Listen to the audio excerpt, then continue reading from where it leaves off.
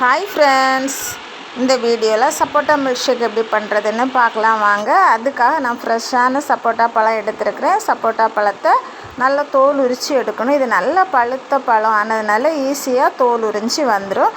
அதை அப்புறம் ஓப்பன் பண்ணோன்னா உள்ளே ஒரு தண்டு இருக்கும். அந்த தண்டை வேஸ்ட் பண்ணிடணும்.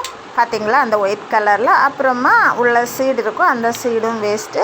அந்த பழத்தை நம்ம கலெக்ட் பண்ணி எடுக்கணும். பாருங்கள், எல்லா சப்போட்டா பழத்தையும் நம்ம உரித்து எடுத்துடலாம். ஒருவேளை உரிக்க முடியலைன்னா கட் பண்ணி உள்ளே இருக்கிற ஃப்ளஷை மட்டும் நோண்டி எடுக்கணும். ஸோ உரித்தப்போ இது மாதிரி நமக்கு பாலையாக கிடச்சிரும். இதை இப்போ மிக்ஸி ஜாரில் சேர்த்து கூடவே காய்ச்சி ஆற வச்சுருந்த ஒரு கப் பால் சேர்க்குறேன். 2 ஸ்பூன் சுகர் சேர்த்துக்கணும். உங்களுக்கு எவ்வளோ சுகர் தேவையோ அவ்வளோ சேர்த்துக்கோங்க.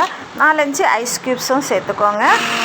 அப்புறம் மிக்ஸி ஜாரை நல்லா ஓட விட்டிங்கன்னா ஸ்மூத்தி சூப்பராக கிடைக்கும். இது மாதிரி இதை இனிய சர்விங் கிளாஸுக்கு மாற்ற வேண்டியதான். பாருங்கள், இது மாதிரி ஊற்றிட்டு இது மேலே நம்ம கட் பண்ணி வச்சுருந்த சப்போட்டா பழத்தை அந்த 4-5 பாலை மேலே வச்சுக்கணும்.